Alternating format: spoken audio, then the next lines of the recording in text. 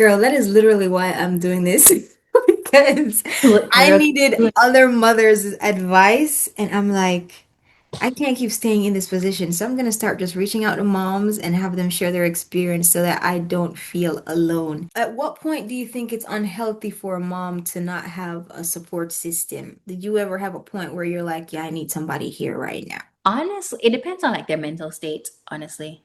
I Mm-hmm. push up pipes of my time. Mm-hmm. Without that support system, a lot of persons crack and then it becomes a hazard for not only them, but for the baby. And sometimes I would say, like, even if you don't have like a physical support system, which would help a lot, sometimes just talking helps. So try Mm-hmm. to find like that one person where you know so they're not gonna get annoyed with you or your sister, your cut somebody. There's another mother out there somewhere. We just stay upon the phone with you for a while and like you just get to do it. Cause all right, sometimes I'm on the phone with my sister. We're not even saying anything. Me and Katie not saying we're just step on the phone, but I'm getting stuff done. Like I'm clean.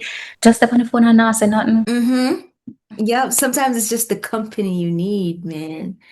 What is the most empowering piece of advice you've ever received about being a mom? I would say is that every like mom's journey through motherhood is different, and Mm-hmm. don't feel bad or compare yourselves to others because again they're not going through the thing exactly like you're going through it when you're going. Mm-hmm. So even though, yes, like this mom struggle with postpartum depression and you might be struggling in a different way than they are struggling. So Mm-hmm. don't compare yourself to other moms because again, especially not on the internet, because you're seeing a 2 minute clip of a 24-hour day. It's like you might feel horrible, oh, I can't get this done and they're doing that. You don't see the help that they have behind the scenes. You don't see the helpers that they have hired behind the scenes. You don't see all of that. You see a 2 minute clip. So don't compare because nobody else is going through your situation like Mm-hmm. going through it. Yes. Oh my gosh. Yes, girl. How do you prioritize your marriage while raising your babies? By prioritizing myself. Explain that. How do you prioritize your marriage while prioritizing yourself? Because again, all right, if I'm not taken care of, if I'm not okay, Mm, I'm taking care of you and I ain't taking care of them babies. mm, Because then if me tired all the time, me not got no time for you. mm. That's simple. So if me not be selfish and try like create some time for myself, make myself happy, get out of vibes, you not getting the good vibes from me. So Yeah. marriage going to look like this. So being selfish. I'm sorry. Oh, This is the solution to everything. I Being mean, I get it. Shoot. Yes.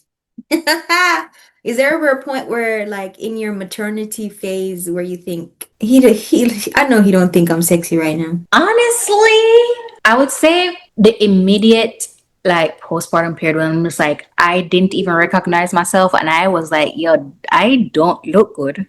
So of course I'm gonna feel like Samina look good neither. Like as I said before, like I'm very critical of myself. I'm my biggest critic and I'm just like, yeah, girl, you know, look good. As much as I might tell you, oh no, like you look good.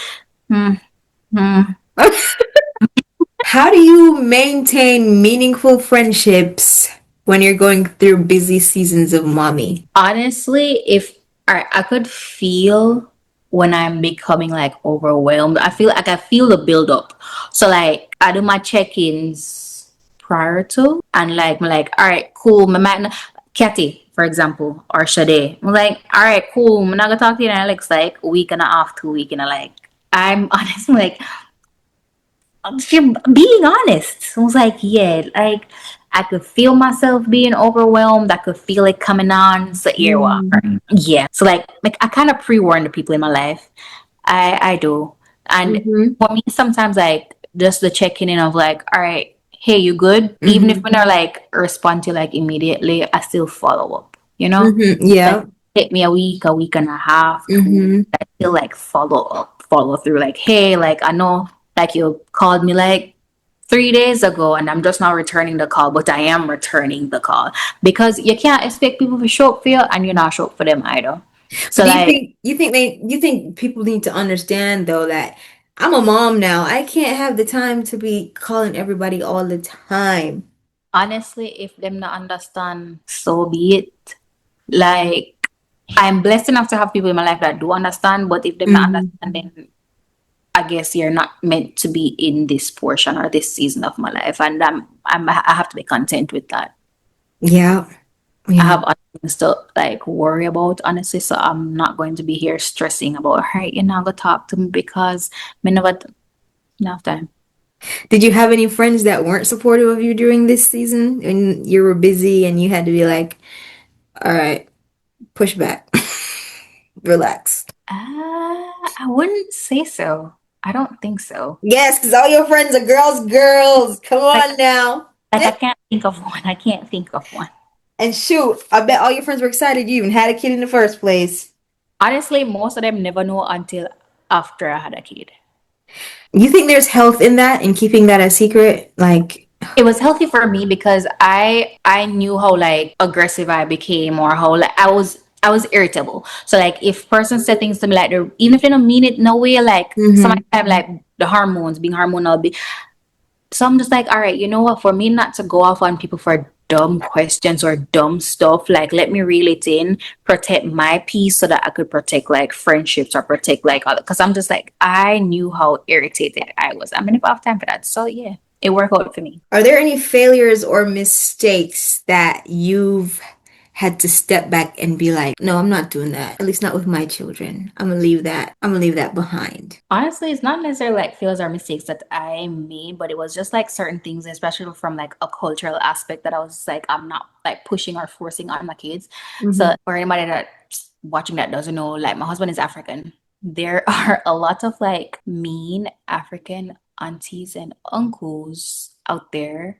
And just because from like a cultural aspect, it was the norm. So they allowed a lot of things to happen, like being mean to your kids, like saying certain things or whatever to your kids, and you just accept it because they don't mean anything. I'm very firm with like my boundaries and protecting my kids, so I'm not putting up with any foolishness. Are you bringing down my child all in the name of you're older or you're an auntie or an uncle? So it's I'm going to respect. No, no. You are not going to like talk down to my child. First of all, you're not little bit neither. Like I'm I'm the disciplinarian. His daddy is the disciplinarian. You as the auntie, uncle, cousin. First of all, I didn't even let my mother. I'm not gonna say I don't let my mother hit them because my mother don't even think to do that. Mm. But like I'm the disciplinarian. I know it takes a village and I know like you could hold kids like accountable or whatever. Talk to me. Tell me what my child did. That's one thing that like I'm following through with. Was there ever a moment where you didn't trust, where you had to get yourself out of the mindset that I can't trust the village or I can trust the village? It's just I have to be careful because some people they go through some type of trauma when they were younger from like being abused by family members or what or whomever, and so they might struggle trusting their village, and so their support system might just be support system, like. I never like suffered like any trauma where like I can't trust the village, but Mm, I have to see how like you navigate in like the space with my kids. I'm mhm. not 100% trustful of anybody at all with my kids. Uh, I'm sorry. Well, no, I'm actually not sorry, but that's just me. I'm not gonna trust somebody like 100%. I have to see like how you like navigate, like, because the thing is, you have to understand that like no one will ever have like the patience to deal with your kids like you do, and sometimes I don't mean any harm by it, but they end up causing harm anyway. Something Mhm. still like I watch, even like with my mother, like watch her like hawk with my I watch Mhm. everybody. Not saying she's doing anything wrong, but Mhm. like I don't know. I just feel like it is my job to protect my kids. And so I Mhm. would feel like a failure if anything were to happen to my kids because I wasn't being vigilant enough. So Mm. I'm still not sorry. Does social media contribute to your self-esteem as a mother? And how do you handle that? Honestly, social media, I'm on the media, yes, but like I really don't care that much. Like before I became a mom, I was like deep diving, seeing all these. I'm going to do this, I'm going to do that, I'm not going to do that. But then as soon as I became a mother, I learned to like trust my own instincts. Mm-hmm. So again, it leads back to like this whole comparing thing. I don't compare myself to anybody. I like even I think it stemmed from my mom because like growing up, my mom always said it like don't compare my kids to anybody else's kids. As a matter of fact, don't even compare my treatment of them. Like three brother, three different mind. She never like compare. Oh, your brother is doing this, so you should blah blah blah. So it just stemmed from like how my mom parented me, and it just Mm-hmm. followed through adulthood. Like it just followed through. How has your relationship with God shaped the way that you approach motherhood? If you follow like the principles and stuff of the Bible and like how I grew up in church, like I follow it. I'm a Christian. Me love God, God love me. So Amen. but it's going to shape every aspect of my life. So motherhood is no different from that. So the same principles of the Bible when parents grow me up on, Has there ever been moments where you've had to like go to God and be like, God? every day.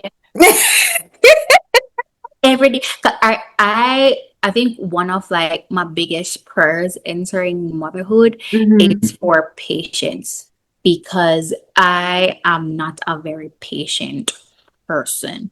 So Mm. every day, even though it's not like a serious prayer, me have to, God give me like a patience, because especially my toddler, he tests my patience every single day. How do you balance serving your family and protecting your time with God? Because, sometimes parents try to find like an hour to pray and, do like a prayer line or just find time with God and not feel like, you're missing out on church because, you're taking care of your family and they're your first ministry, but you still know you need time with God. Like, how do you find back that space?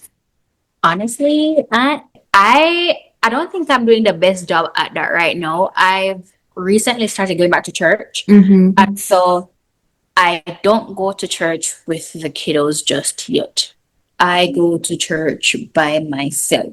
So Mm-hmm. typically, if I work a Saturday night, when I get off work in the morning, I go straight to church because I know that if I come home, I am Mm-hmm. getting back out on the road. So I think I just Mm-hmm. go to church by myself, and I'm in order to like get back into the group. I'm going to eventually bring my kids to church. Yes, I am.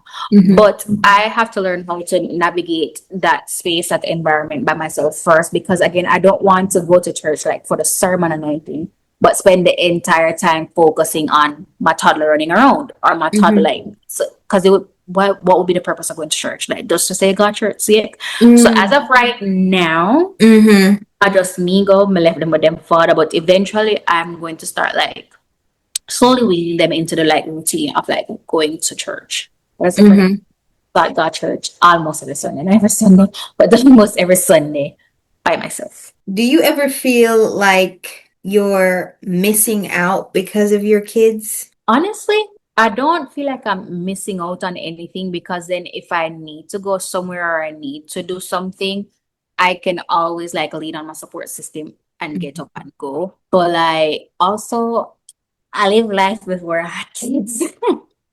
I was wilding out from my youngin. So I don't feel like I'm missing out on anything now. Mm, Live your life before you have kids, people. Not saying your life is going to end. What? Once you have kids, it's not going to end. You could still live life like with your kids. But hmm. like live life before you're not for rush go after pitting them. Right. And then that way you're satisfied with your previous years and now you can, you know, have your kids and relax and be like, I'm not missing out on anything. I had all the fun I needed to have before. Because I like that. I one like thing that that. like I hate when parents do it. So I'm trying not to be like that parent who's like, put my life on hold for you and me never get to do this because you, and I never get put in for it. They never ask you come here. Make a decision and live your life before. Do you think that can affect how you parent too? Like when you have your child, because some parents, they pray for their child and then they have their child. And, most likely that child will be happy. But then sometimes a baby just happens during a period of your time, a period in your life. And do you think that affects like how you parent the child because they just happen versus, oh, we worked and made sure we had this baby yet, you know? It definitely can, because then a lot of moms, they don't realize it, but they resent their kids. They Mm, resent them or the life that they thought they could have had. Mm. It might not come to the forefront unless somebody brings it forward, but a lot of moms resent their kids. How has your relationship with God strengthened your faith as a wife and a mother? As I said, we pray to God the patience every day because, like, if you strive to be Christ-like, then, like, you strive to, like, treat others well, and just like it would flow naturally for like how you treat people around you. So I think it Mm-hmm. spills over if you try to be like Christ-like. Maybe you can't be exactly like Christ, but it spills over. So, would you say being a mom makes God's voice louder for you?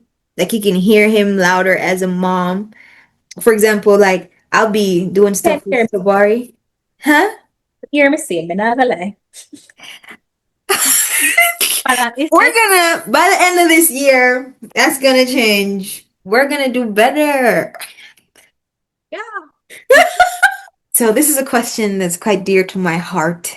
There is a type of loneliness that I believe sometimes only moms can relate to.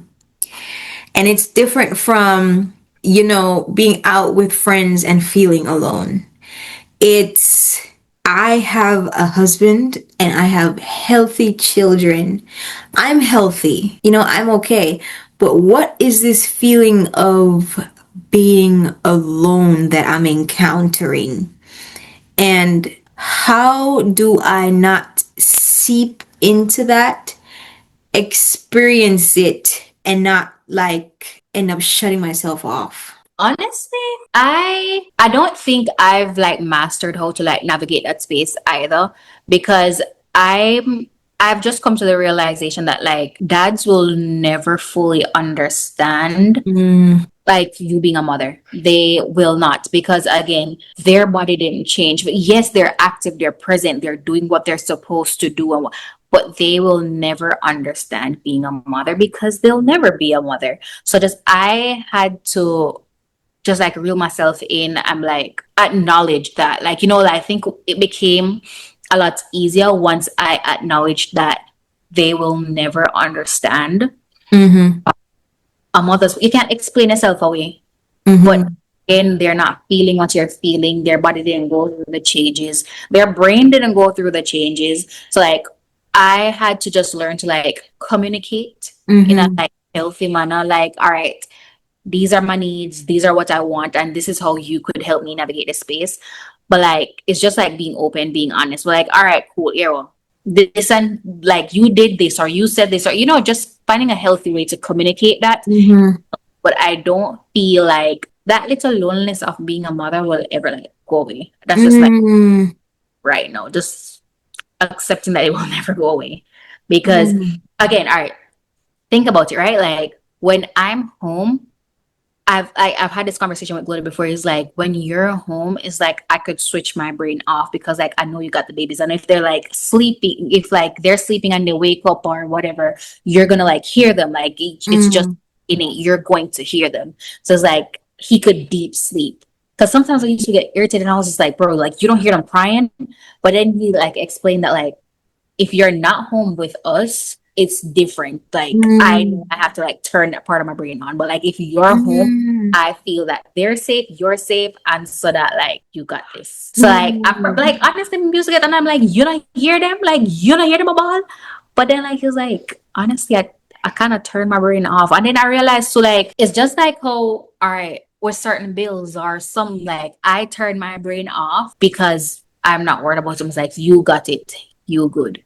So I'm like, if he is supposed to understand that I could turn my brain off on when like the water bill due or when something else is due because I know that he has it, why would it not then be fair if sometimes he could turn his brain off because he was like, Rose got it, like, Bro, you just did something new for me just now. Yes. Cause if he's handling his portion of the what I wouldn't say necessarily his portion, but Yeah.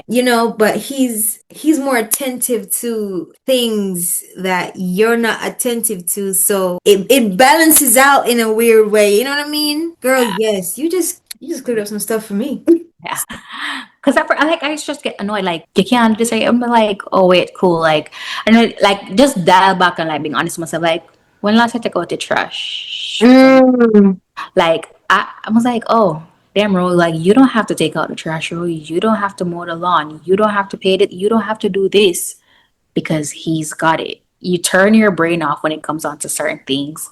So, like, maybe it's healthy that he, like, kind of, like, turns his brain off when it comes on to certain things, because then again too, their mental health matters, because then if they're not if them not take care of themselves, if they're not mentally all right, them can't take care of we, and then the whole house gonna crumble, like the whole Mm. house need to crumble. So I'm just like, So, would you say also that for the moms that do have this resource available, that your motherhood is also structured on your spouse? Like they're a support beam yep, for your motherhood and your sanity.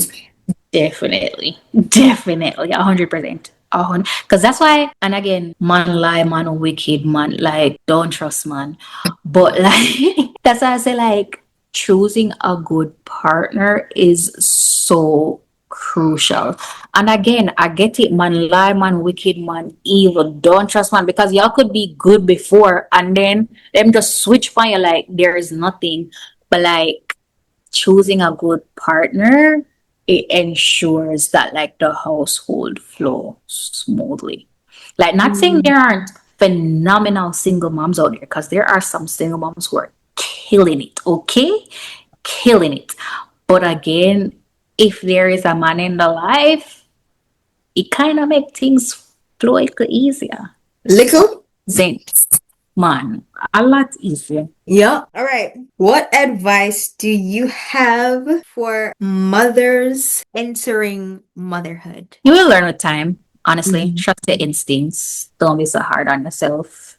It will come over time. You're not gonna know what you're gonna do at first. You're not going to know what you're doing. Like, you're going to have sometimes like, what did I get myself into? But things will work themselves out. Mm-hmm. Be patient with yourself. Okay. What advice do you have for mothers who are struggling right now that need some? I would say, like, try to find joy in things outside of motherhood. Yes, I know Mhm. your kids are supposed to bring you joy and the whole works, but like, if you're a mom 24/7, so like, find like a time for yourself. All right, I know it doesn't work for everybody, but like, spend 1 hour after everybody gone in them bed, Mm. something where, like, read a book, watch your favorite show, lie down on the couch and don't do nothing. Like, find something like outside of motherhood. Like, wake up early if you have to. If you're a morning person, wake up 1 hour early. Mm-hmm. If you're not a morning person, sleep in. Like, like, find joy. Like, find joy in things outside of motherhood. What's something future mommy Renice is looking forward to? Just traveling with my kids. Like, Yes. I'm waiting until they're a little bit older. But like, Mhm. mind you, when Arlazar was 2 months old, he was in Jamaica with me. We outside. So I'm just like looking forward to, like, creating experiences with not just me, but me and my kids. So like, just being outside with my babies. I'm so happy and excited for you, girl. Yes. Well, thank you for coming on to Mommy's by Nature with me and being a wonderful guest and sharing your experience and your advice. We greatly appreciate it. And we thank you so, so much. No problem, girl. You know I got you. Thank you.